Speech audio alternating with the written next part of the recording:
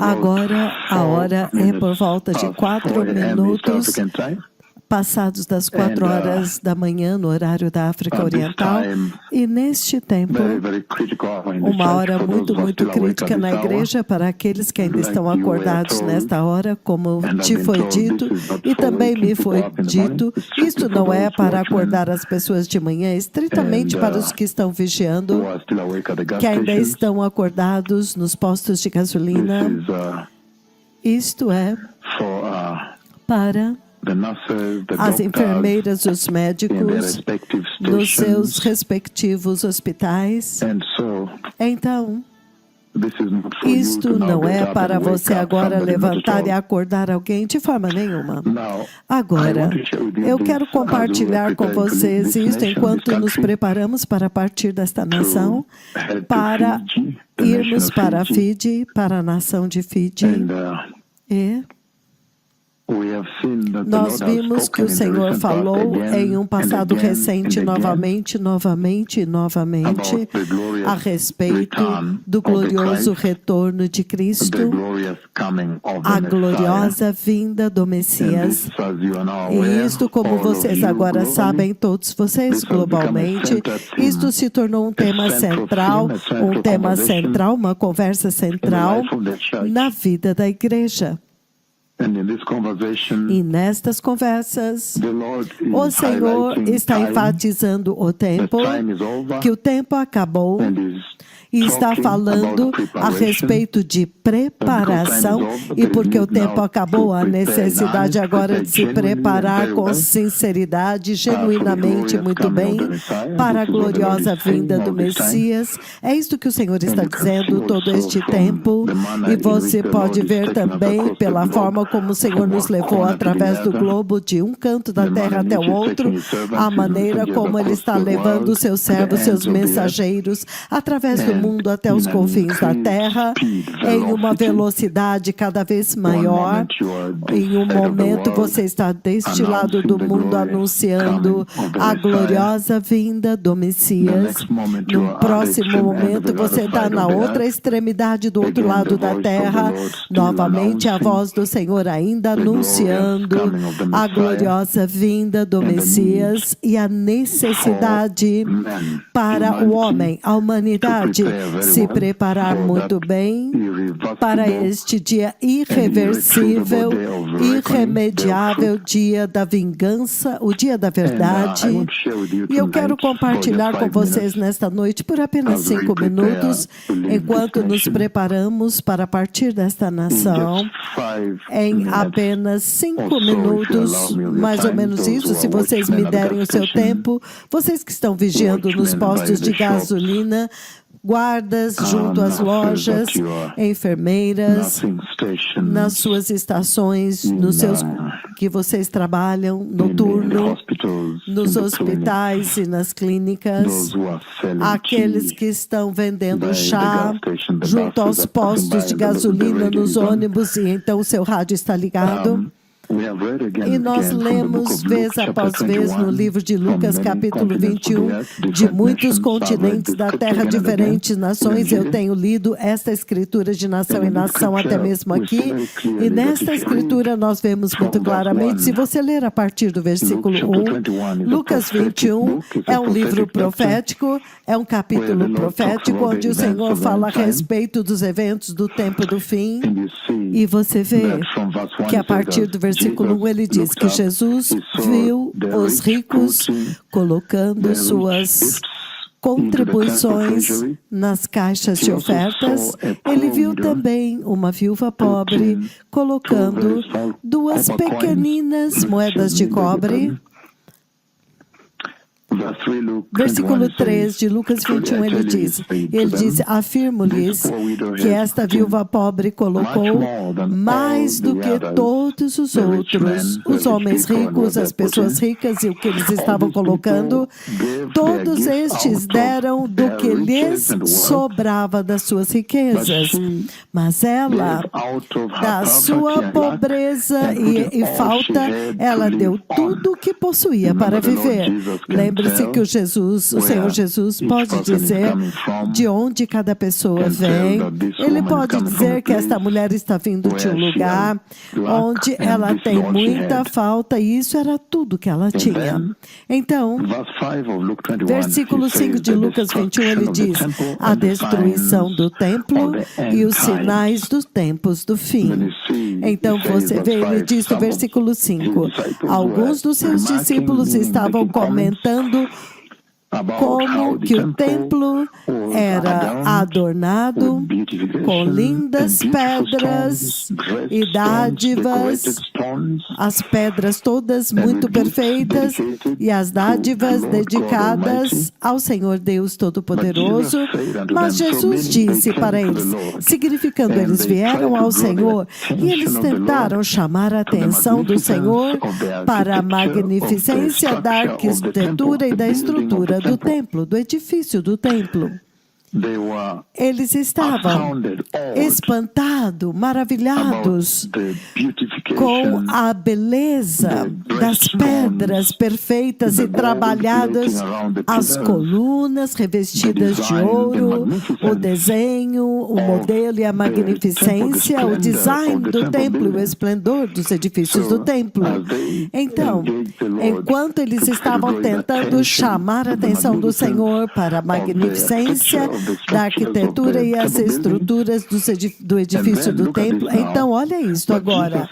Mas Jesus lhes disse, tudo isto que vocês estão vendo aqui agora, dias virão em que não ficará uma pedra sobre a outra, mas todas estas pedras, cada uma delas será derrubada. Então, você pode imaginar o nível de choque, espanto e confusão, que eles ficaram assustados, perturbados, porque eles sabiam quanto tempo demorou para construir o templo e quanto que foi investido lá e que a glória do Senhor havia visitado o templo. Eles ficaram muito espantados e chocados e perplexos com estas palavras do Senhor, que este templo será derrubado e não haveria nenhum sinal da existência dele, não permaneceria, porque não ficaria pedra sobre pedra.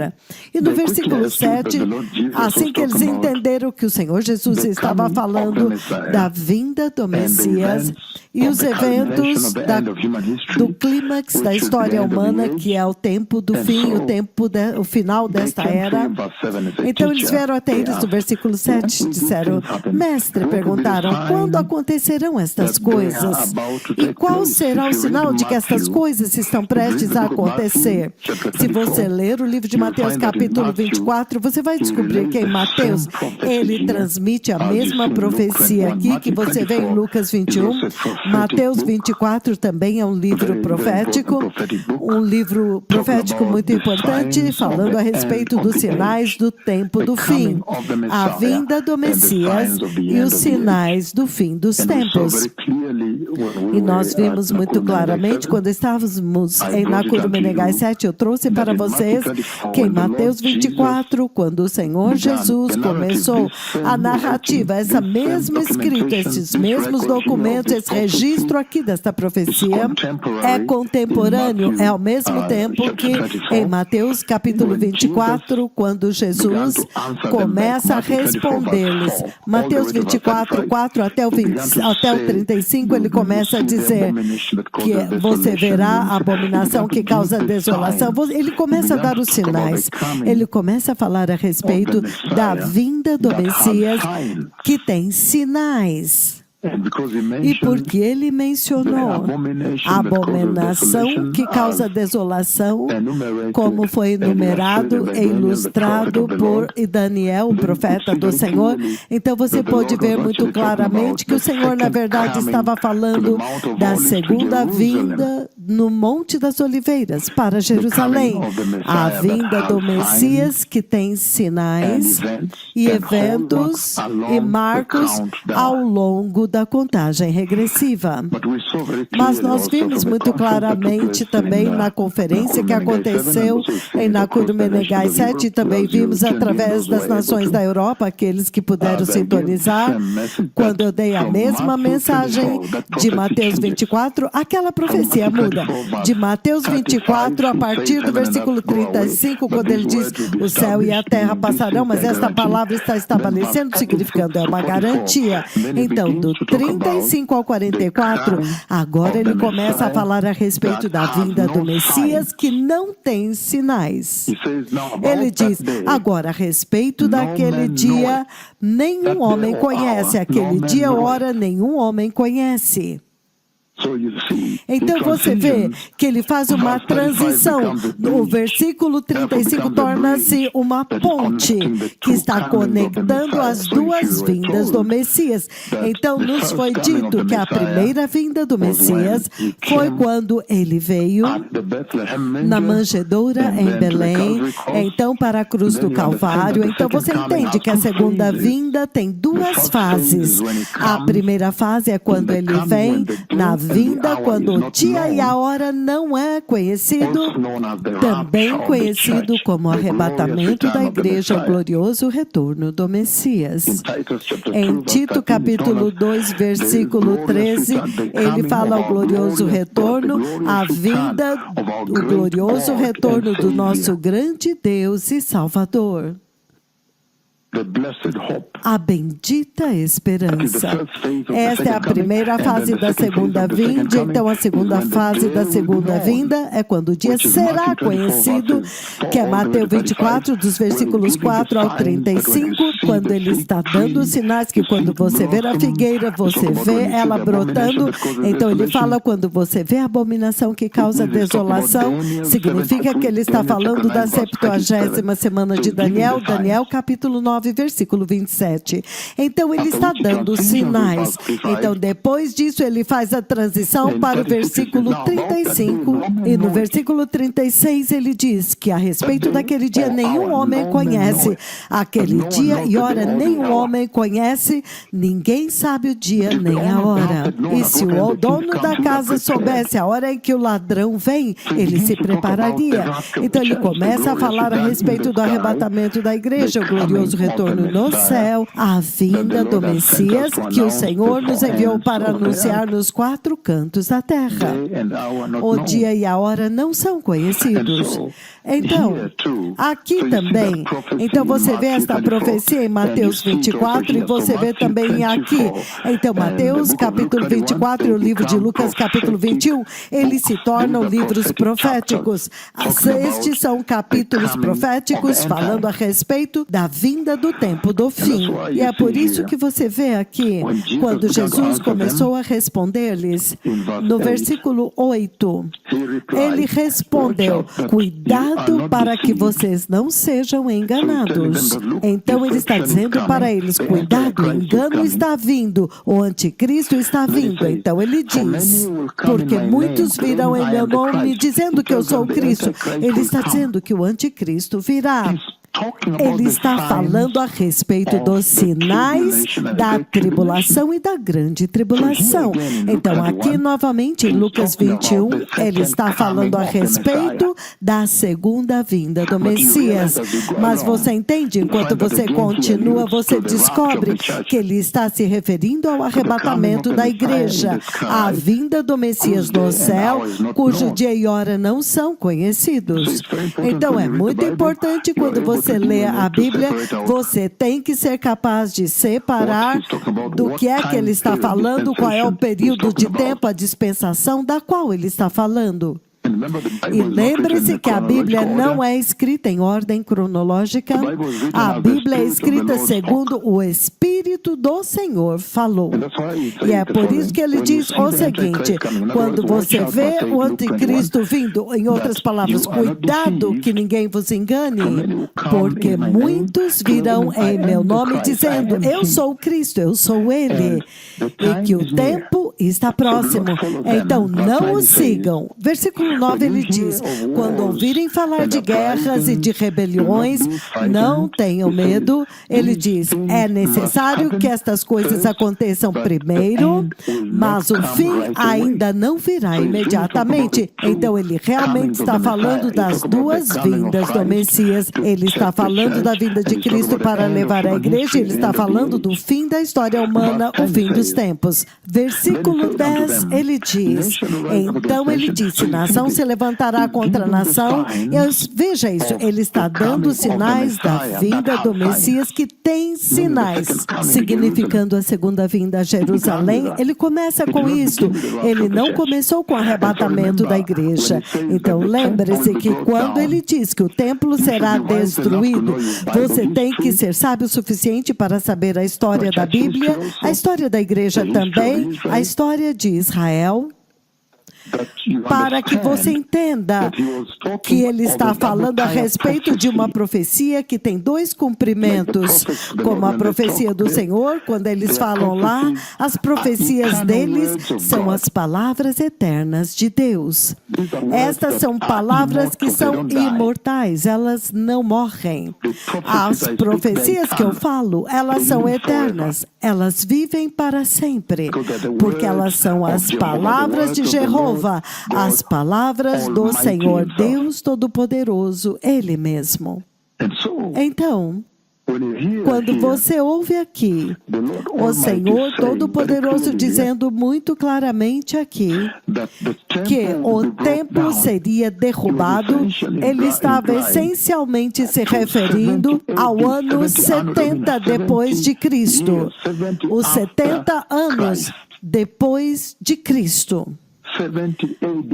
O ano 70 depois de Cristo, que é diferente de antes de Cristo, quando o templo foi destruído. Mas se você ouvir ele muito bem enquanto você lê, você vai ver que ele muda de marcha e começa a falar do tempo do fim, os eventos do fim. Sim, de fato, quando você vai a Jerusalém, eu estive lá recentemente novamente, você descobre que o templo foi destruído, não está mais lá. Na verdade, agora, naquele lugar, está o domo dourado, o domo da rocha, como eles chamam, uma mesquita muçulmana. Então, ele estava falando daquela destruição no ano 70 depois de Cristo, e então, enquanto ele fala, você diz, espera um momento, eu acho que ele está falando do fim dos tempos, deste ponto em diante. É por isso que ele diz, o tempo está próximo, não o sigam. Ele está falando de engano, o anticristo virá alegando que ele é Cristo. Então ele está falando da tribulação e da grande tribulação. Então versículo 10 ele diz, então lhes disse, nação se levantará contra nação e reino contra reino. Então ele está falando de guerras. Quando você ouve, então você fala, então acho que agora ele está falando do tempo do fim. Os sinais do tempo do fim, porque ele está falando a respeito do anticristo, alegando que ele é Cristo. Então ele dá meia volta e fala a respeito de guerras. Você vê a guerra da Ucrânia, guerra de Gaza, no Sudão, no Congo, guerras. Então isso é muito sério.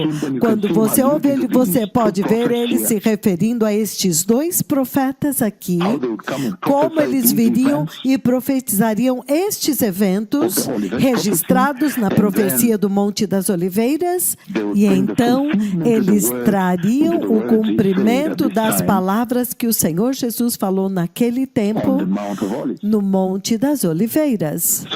Então ele está falando a respeito de engano. Então ele fala que haveriam guerras, nação contra nação, reino contra reino. Então ele diz que haveriam grandes terremotos. Você vê agora, e fomes e pestes em vários lugares. Neste ponto no tempo, você agora entende que ele está falando dos eventos do tempo do fim. Ele não está falando do ano 70 depois de Cristo. Então ele diz que haveriam eventos temíveis e grandes sinais no céu, e isto ainda não não aconteceu. Então você sabe que definitivamente ele está falando destes dias nos quais nós estamos, enquanto vão culminar com seu glorioso retorno e o fim da história humana. No versículo 12 ele diz: mas antes de tudo isso, vocês serão presos e eles perseguirão vocês, então os entregarão às sinagogas e às prisões e vocês serão levados à presença de reis e governantes, tudo por causa do meu nome. Então, vocês terão uma oportunidade de testemunhar a meu respeito, mas convençam-se, cuidado, decidam-se e fiquem firmes de uma vez por todas a não se preocupar com o que dirão para se defender. No 15 ele diz: pois eu lhes darei palavras de sabedoria para que nenhum dos seus adversários possa resistir ou te contradizer. Vocês serão traídos até por pais, irmãos, parentes e amigos, e eles entregarão alguns de vocês à morte. E todos odiarão vocês por causa do meu nome, por causa de mim. Mas nenhum fio do cabelo da sua cabeça perecerá. Quem firmes perseverem para que vocês possam vencer. Então veja que neste lugar ele está falando da grande tribulação, do grande massacre, da matança e a perseguição dos cristãos neste ponto do tempo aqui. Então, este é uma escritura muito poderosa, esta escritura aqui de Lucas 21, nós a examinamos longamente, especialmente a partir do versículo 34 ao 38, mas você pode ver claramente que ele está dizendo que haverão sinais. Então, se você ler o versículo 25, ele diz: haverá sinais no sol, na lua, nas estrelas.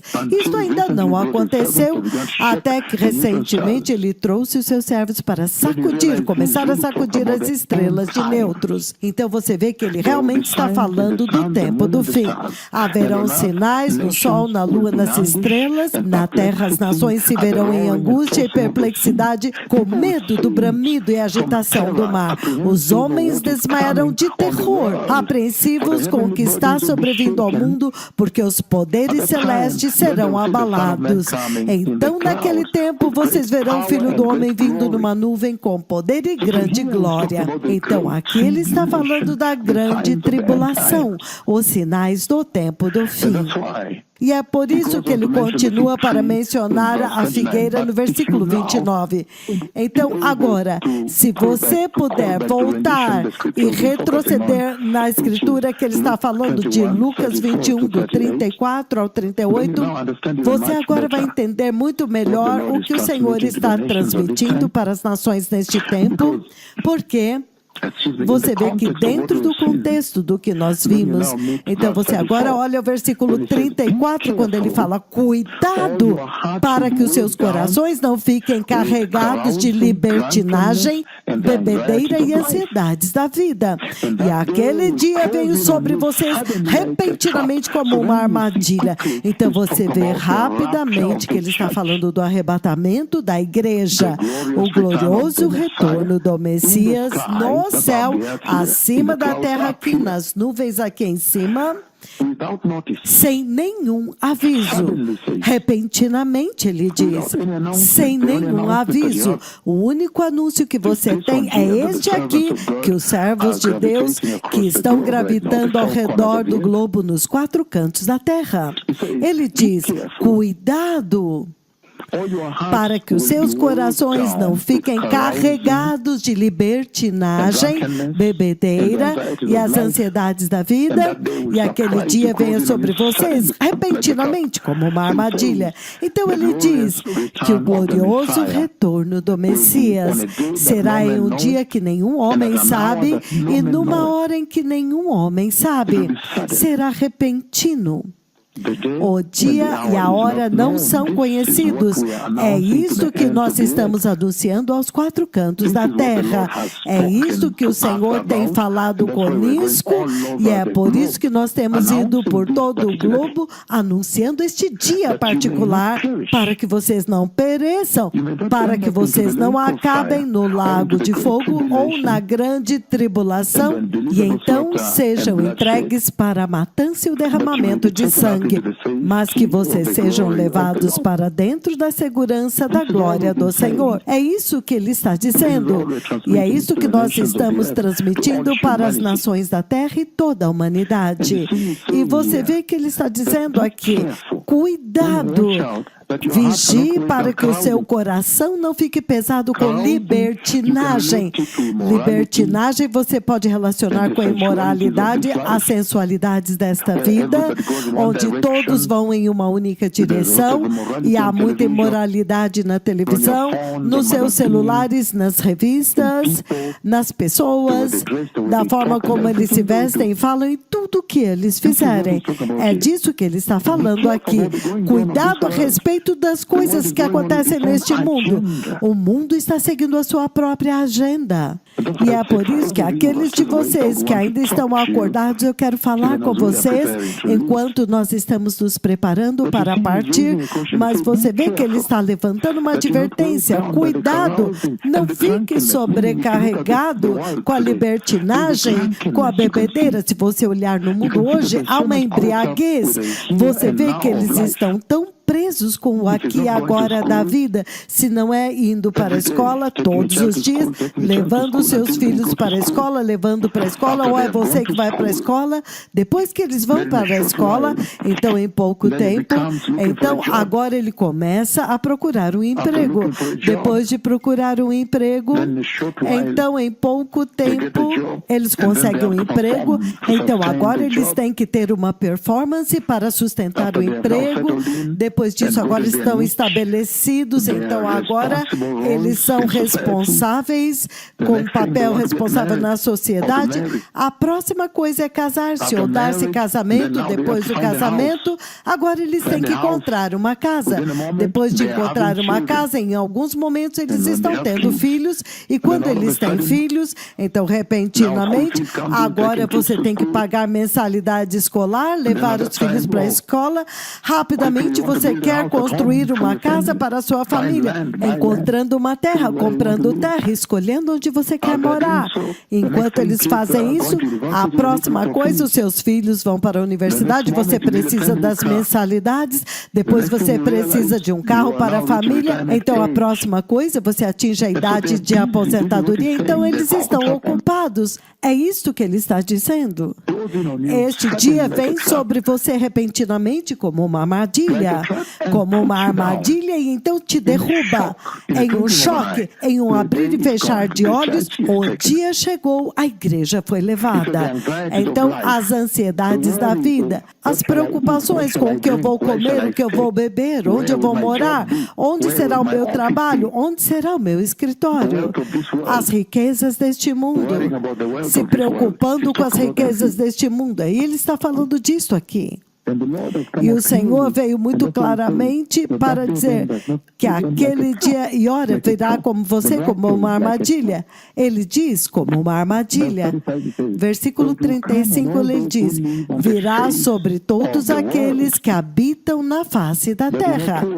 Então nós sabemos muito bem, povo abençoado, que aqueles que habitam na terra, esta mesma frase também é dada no livro do Apocalipse, capítulo 3, versículo 10, quando ele diz, a hora da provação que está vindo sobre toda a face da terra, para provar os habitantes da terra, para provar aqueles que habitam sobre a face da terra.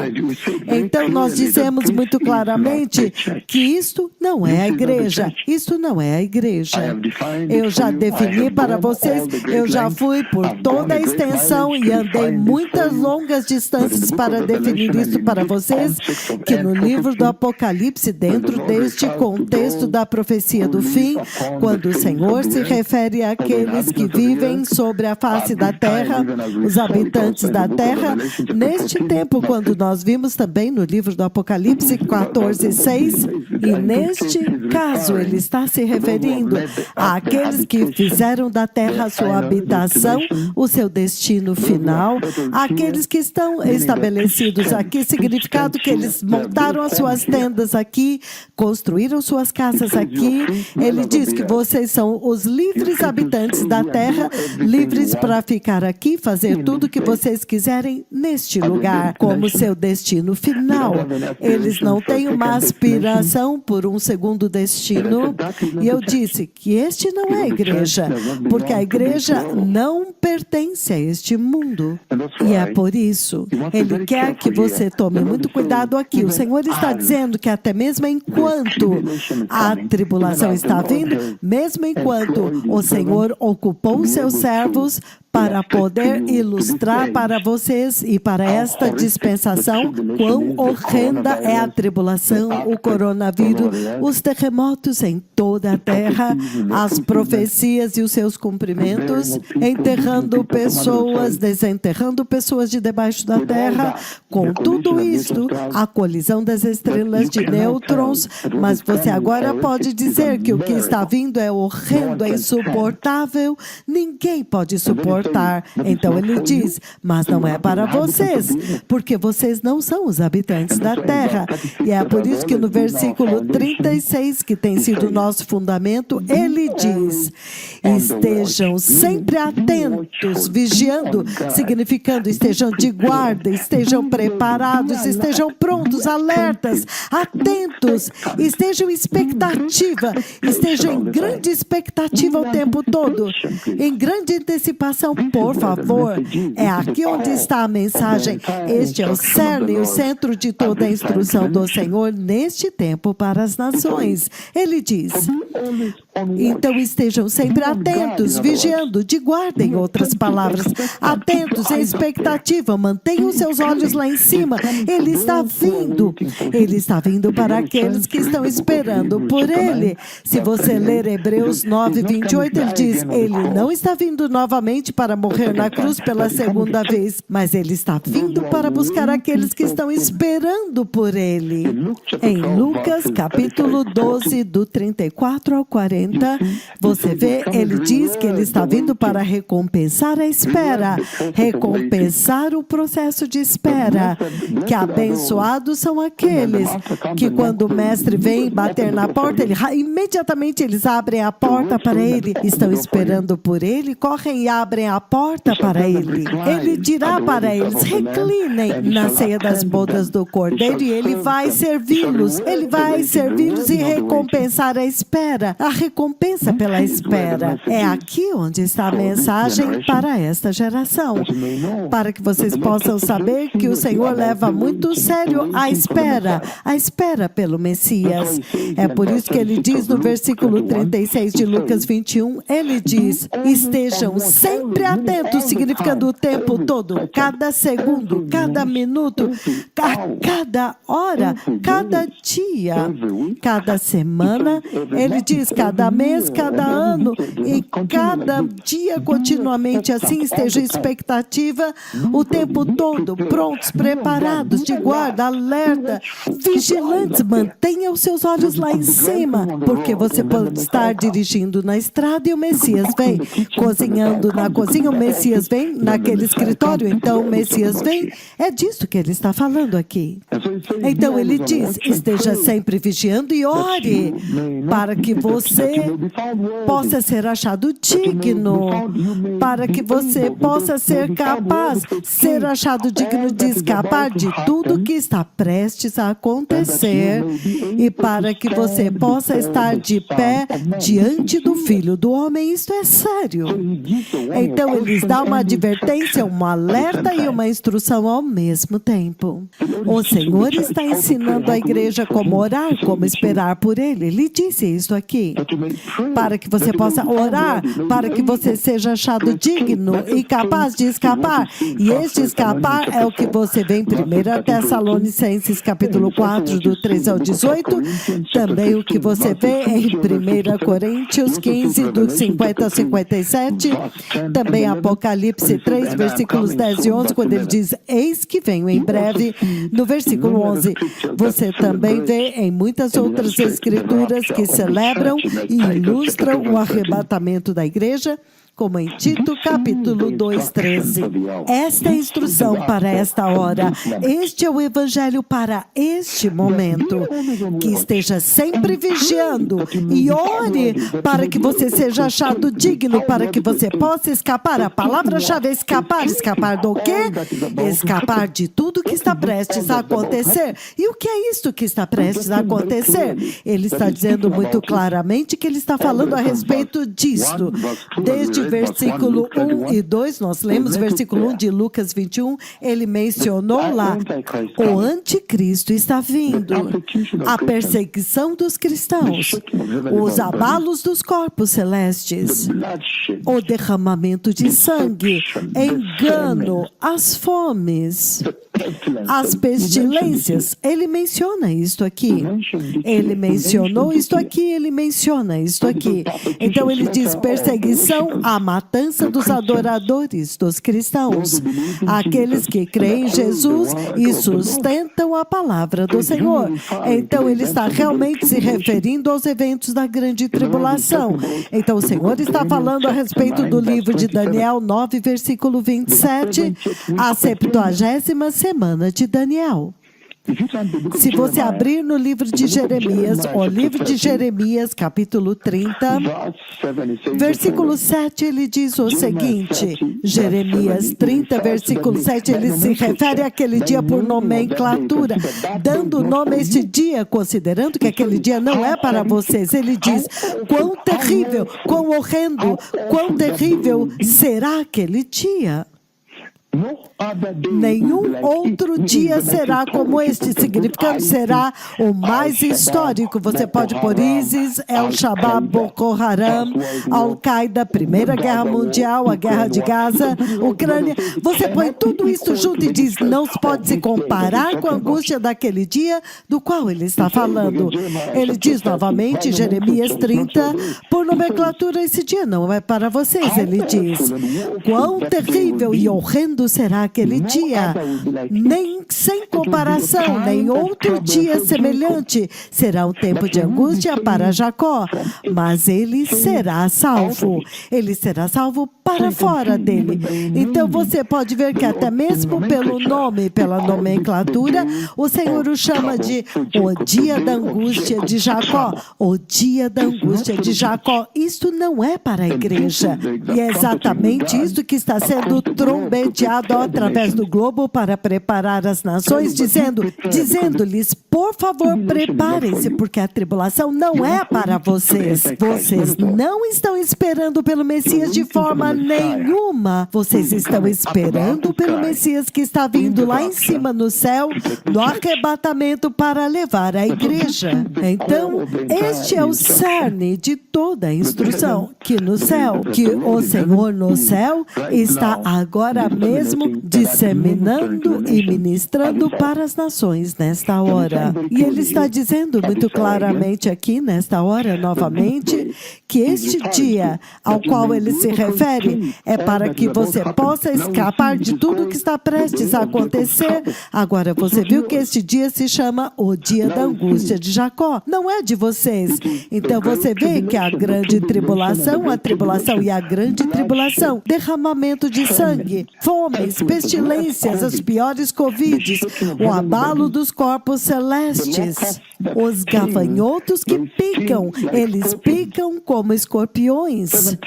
7 vezes o veneno, maior do que o veneno da cobra, das serpentes. E terror, eu já vi, o Senhor já me levou, eu já vi lá. Alguns planetas vêm para atingir a Terra. Há uma colisão de planetas, foi terror, houve terror e nós corremos e não tínhamos para onde correr, literalmente. Ele está dizendo, não é para vocês. Porque agora ele dá o nome aqui e ele o chama de o dia dia da angústia de Jacó. Mas o que é a angústia de Jacó? Será que podemos olhar o que é esta angústia de Jacó que ele menciona aqui? Se você abrir comigo no livro do Gênesis, Gênesis capítulo 25, então você vai entender a angústia de Jacó da qual ele está falando e por que este dia não é seu. Porque não é o seu dia, porque você será levado. Se você ler o livro de Gênesis capítulo 25, a partir do versículo 20 ou 19, ele diz, esta é a história da família de Isaac, filho de Abraão.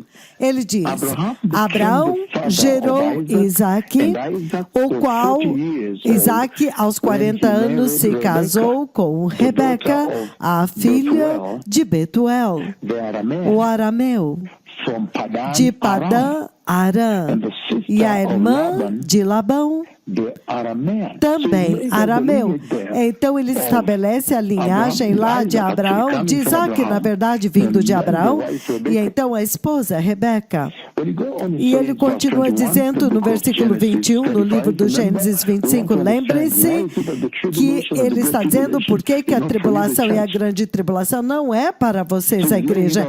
Então ele está estabelecendo muito claramente aqui que ele o chama de o dia da angústia de Jacó. Então ele diz, espere um pouco, será que podemos descobrir o que é esta angústia de Jacó que não é de vocês? Ele estabelece a linhagem de Abraão aqui e o seu filho Isaac, que veio de Abraão, e a sua esposa Rebeca, em Gênesis 25, versículos 19 e 20. Agora, em versículo 21, ele diz, Isaac orou ao Senhor em favor de sua esposa Rebeca, porque ela era estéril. O Senhor respondeu à sua oração, e sua esposa Rebeca engravidou.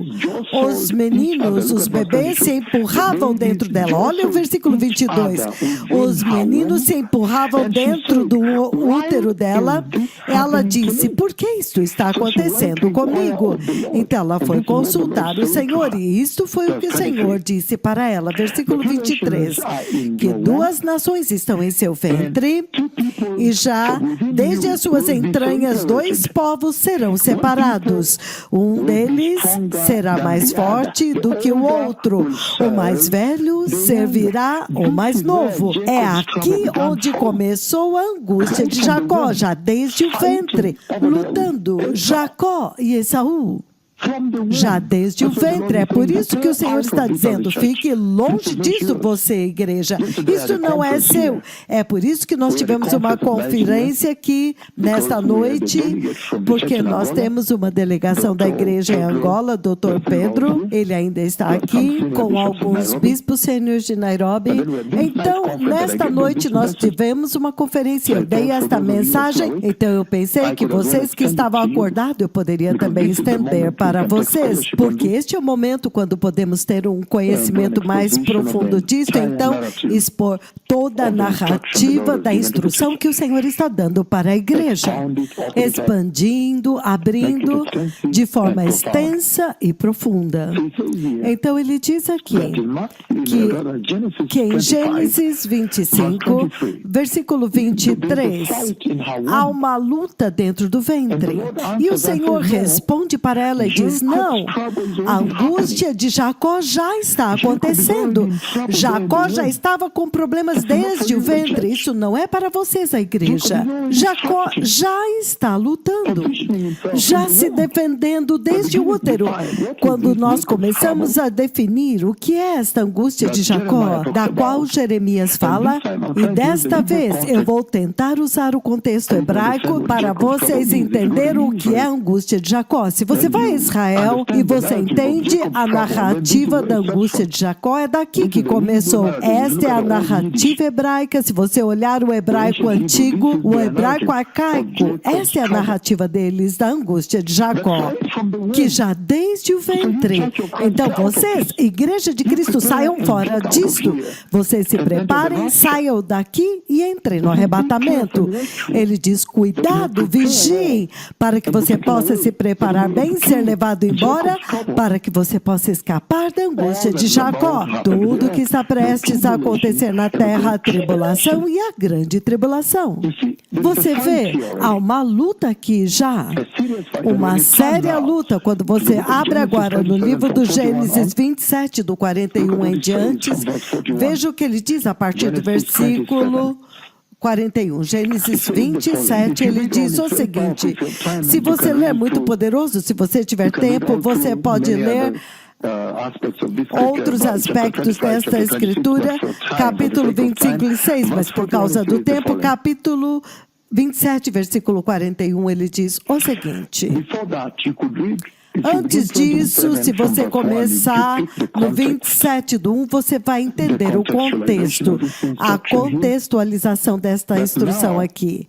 Que agora, Isaac quer abençoar o seu filho mais velho. E você vê muito claramente no capítulo 27, eu vou voltar um pouco por causa do contexto. Capítulo 27, Isaac quer abençoar o seu filho mais velho. Ele quer abençoar Esaú. E você vê claramente que já mais cedo, muito antes, Esaú, o caçador, se você olhar lá atrás também, e você olhar Nimrod, em Gênesis 11, ele era um caçador. Então, se você for sábio o suficiente, você pode projetar no futuro, mas de qualquer forma, aqui ele diz que Esaú era um caçador exímio. E daquelas vezes, ele veio sem uma presa. E ele estava tão faminto, ele estava tão fraco e desmaiando e pálido. E ele encontrou Jacó preparando uma sopa de lentilhas. Ele disse: oh, se eu pudesse provar um pouco desta sopa. Então, você vê Jacó enganando ele e dizendo: a não ser que você me entregue o seu direito de primogenitura, eu não te darei. E por causa de um prazer temporário, o que se tornou uma lição duradoura para a igreja, nunca se entregue aos prazeres temporários e então renunciar à sua herança no céu. Então Esaú renunciou à sua herança e ele tomou os prazeres temporários, satisfazendo a carne temporariamente. O prato de lentilhas, isto já tinha acontecido. Agora o momento chegou para Isaac abençoar Esaú, filho mais velho. Ele diz: vá e caça para mim, traga alguma coisa, prepara muito bem, porque eu quero te abençoar, eu não sei quando será o dia da minha morte. É por isso que no livro do Gênesis, capítulo 27, versículo 2, ele diz: Isaac disse: eu já agora estou velho e não sei o dia da minha morte. Agora, pegue as suas armas, o seu arco e alchava, e vá ao campo caçar alguma coisa para mim. Prepara-me aquela comida saborosa que eu tanto aprecio e traga-me para que eu a coma e eu possa te dar a bênção antes de eu morrer. Então, quando a mãe deles ouviu isto, ela falou com Jacó e disse para ele preparar a refeição. É por isso que você vê no versículo 27, ele diz: ele se aproximou e o beijou, e quando Isaac sentiu o cheiro das suas roupas, porque ele se cobriu como a pele do carneiro, então ele o abençoou e disse: ah, o cheiro é do meu filho. O cheiro do meu filho é como o cheiro de um campo que o Senhor abençoou. Que Deus te conceda do céu o orvalho e da terra a riqueza, com abundância de cereal e vinho. Então agora Jacó está recebendo as bênçãos. Você vê no versículo 27, Jacó trouxe para ele, ele bebeu, e Jacó agora está recebendo as bênçãos que deveria ir para Esaú. Então ele diz que muitas nações o sirvam e os povos se curvem diante de você. Seja Senhor dos seus irmãos e curvem-se diante de vocês os filhos de sua mãe. Malditos sejam os que te amaldiçoarem e benditos sejam os que te abençoarem. Você vê que ele está retornando lá na bênção de Abraão, se referindo a ela. Então, quando ele terminou de abençoá-lo, você vê que agora a angústia de Jacó.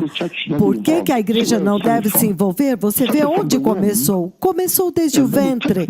Então ele recebe essa bênção. Então, repentinamente, agora no versículo 41. No versículo 41, você vê que Esaú teve rancor de Jacó por causa da bênção que o seu pai lhe dera.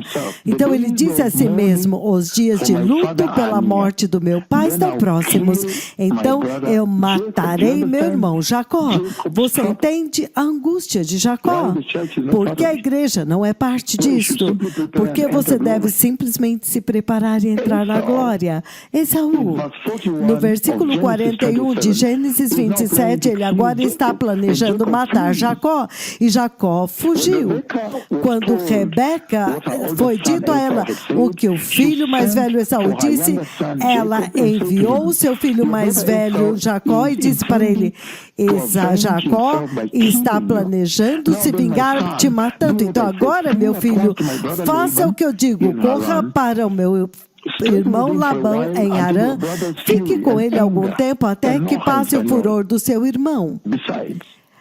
Além disto, quando a fúria dele passar, no 45 ele diz: quando seu irmão não estiver mais irado contra você e esquecer o que você lhe fez, eu mandarei para buscá-lo, para você voltar de lá, porque eu perderia os dois, vocês dois, num só dia. Sério, povo abençoado? Então, agora, este é o significado da angústia de Jacó. Se você realmente quer entender as raízes hebraicas da angústia de Jacó e por que a igreja não é parte disto e não é parte da tribulação. E você vê que deste ponto em diante, Jacó foge. Ele foge. Ele agora está correndo para estar com Labão. E quando ele chega a Labão, Jacó era um enganador, ele era usurpador e ele vivia enganando. Ele enganou Esaú e tomou a bênção dele. Você vê que a angústia de Jacó começa desde o ventre, a luta com Esaú desde o ventre. E quando ele saiu, ele o enganou. Ele tomou seus direitos de primogenitura, tomou as bênçãos que era para o mais velho, e haviam muitos benefícios e muitos privilégios que vinham com o primogênito. Eles recebiam a porção maior, 2/3 da herança, quase tudo realmente. Eles tinham maior cuidado, maior amor, maior graça, maior misericórdia, maior providência. Eles têm a porção do leão, quase tudo. Foi lá onde começou a angústia de Jacó, do qual Jeremias está falando, e o Senhor está dizendo: não é para vocês o que está prestes a vir à terra, a angústia de Jacó. Então, quando Jacó corre para Labão, então ele fica lá e então ele trabalha para Labão por 7 anos para conseguir Raquel, a esposa, para ter uma esposa. Labão disse para ele: se você trabalhar por 7 anos, eu te darei a minha filha, você vai casá-la com Raquel. E ele trabalhou tanto, então ele trabalhou incansavelmente por 7 anos, ele trabalhou excelentemente. Ele realmente queria provar para Labão que ele seria um bom marido, um bom protetor. E quando os 7 anos terminaram, então ele foi enganado também. Você vê a angústia de Jacó aqui. Então ele disse: não, mas esta não é a esposa pela qual eu trabalhei. Labão disse: não, se você quer Raquel, trabalhe outros 7 anos. Foi aumentado, então ele trabalhou outros 7 anos, foi quando ele recebeu Raquel. Então, ele luta com o Senhor ao longo do caminho. Ele luta com Deus. Ele tenta fazer o mesmo com o Senhor. Ele tentou fazer o mesmo com o Senhor. Ele tentou com o Senhor. E então é por isso que você vê, quando os profetas são enviados para eles, para a casa de Jacó, eles os apedrejam, eles os matam. Quando Cristo veio, Cristo veio para ele. Eles rejeitaram o Messias. Os profetas são enviados e Jacó ainda está rejeitando os profetas de Yahweh. Ele está tentando trapacear o Senhor. É por isso que isto não é para vocês. A 70ª semana de Daniel não é para vocês, a igreja. Você simplesmente precisa se preparar e sair daqui. Por quê? Porque no livro de Romanos 11, do 25 ao 26, ele diz que quando o último gentio tiver entrado, é quando agora todo Israel será salvo, significando todos os que receberem a Cristo. E ele fala a respeito disto em Zacarias 13, versículos de 7 a 9, que no holocausto você pode ver 1 a cada 3 judeu é morto, mas durante a angústia de Jacó, 2 de 3 serão mortos. Este é o tempo quando agora, por causa da rebelião na casa de Jacó, rebelião da casa de Israel, lembre-se que os assírios vieram. Os assírios vieram. O Senhor enviou os assírios porque eles não puderam ouvir os profetas do Senhor. A mesma rebelião, a mesma forma de vida. E eles foram para o cativeiro assírio. Ganchos foram colocados nos seus narizes e foram levados como escravos por causa da mesma angústia de Jacó por não ouvir o Senhor, e teve o cativeiro babilônio. E foi quando Daniel agora começa a orar depois que Jeremias profetizou 70 anos e estavam prestes a acabar. Estava prestes a terminar o que estava escrito, que o Senhor disse, que a escravidão e o cativeiro em Babilônia duraria 70 anos. Então Daniel ora e ele diz: Senhor, está prestes a terminar, o Senhor vai nos ouvir? Então o Senhor envia Gabriel e diz: não, você não tem uma ideia. Você não tem ideia do que vocês fizeram. Eles não ouviram os meus profetas. Eles não obedeceram à minha presença na nuvem. E ele disse: agora foi aumentado. É por isso que ele veio com 70 vezes 7. Ele diz: não, agora vai ter que ser mais, vai ser em semanas, em semanas. E agora você vê que eles terminaram as 69 semanas. Ainda falta uma semana, a angústia de Jacó. E é por isso que o Senhor quer que a igreja termine e entre para que ele possa confrontar Jacó e terminar o juízo, o dia da angústia de Jacó, e trazer Jacó de volta para ele mesmo. Se você ler o livro de Ezequiel 37, ele fala a respeito do Vale dos Ossos Secos. E ele diz para Ezequiel, o profeta do Senhor, depois que ele leva ele ao redor e vê os esqueletos, ele diz: filho do homem, você acha que isso pode viver? Ele diz: não, tu sabes, Senhor. E ele diz: profetiza para eles. E então eles vieram e eles receberam carne. Então ele diz: agora sopre vida sobre eles. E eu soprei vida e eles viveram e se tornaram Israel, a nação de Israel. Você vê agora, eles voltaram. Mas o fôlego de vida ainda não foi soprado dentro deles, porque a vida vem somente de Cristo Jesus. Então é aí quando eles aceitarão a Cristo. Eu já vi isto, o Senhor já me mostrou o templo do milênio. Ele me mostrou a segunda vinda de Cristo no Monte das Oliveiras, e como Jerusalém, aquele monte do templo torna-se muito verde, então todo Israel, eu agora vi o templo milenar. E eu vi Cristo de pé dentro do templo. Até mesmo o design das portas do templo do milênio. Eu já descrevi as lindas ranhuras que estão de frente uma para a outra enquanto você entra pela porta do templo. Os 3 degraus, e eu já vi todo Israel, todo o monte desabrochou verde. E todo Israel se prostrou sobre o seu rosto e adoraram o Messias. É aí quando se completará completará a profecia do vale dos ossos secos que Ezequiel viu em Ezequiel 37, quando se completará, quando finalmente eles crerão em Cristo, porque somente em Cristo Jesus você tem vida. Então é por isso que agora, filho do homem, será que esses ossos podem voltar a viver? Eles voltaram a viver agora. Quer dizer, eles voltaram, mas ainda não receberam fôlego de vida. É por isso que você vê guerras acontecendo, a profecia da guerra de Gaza, Irã preparando uma bomba e tudo isso. Então, durante a tribulação, quando finalmente eles vierem para receber Cristo, então agora é aí quanto o fôlego de vida, a vida voltará para eles, a vida eterna. Então o Senhor está dizendo: vocês fiquem longe da angústia de Jacó. Você pode ver que já começou desde o ventre.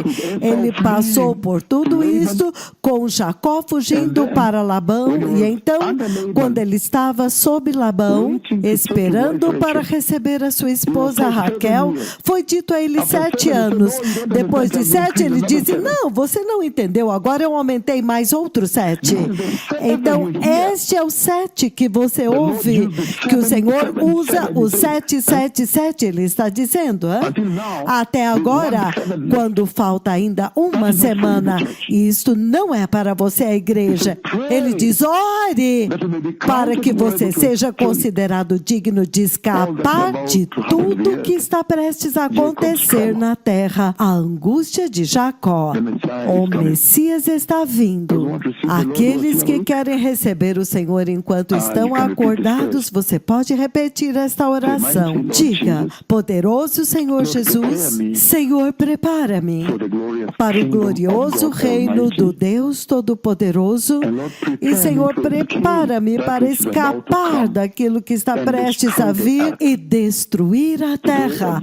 O dia da angústia de Jacó, para que eu possa escapar dele para dentro da segurança do céu através do arrebatamento da igreja. E usa-me agora para preparar o teu povo, Senhor. Unja-me e estabeleça a tua palavra no meu coração. No poderoso nome de Jesus, eu nasci de novo. Obrigado.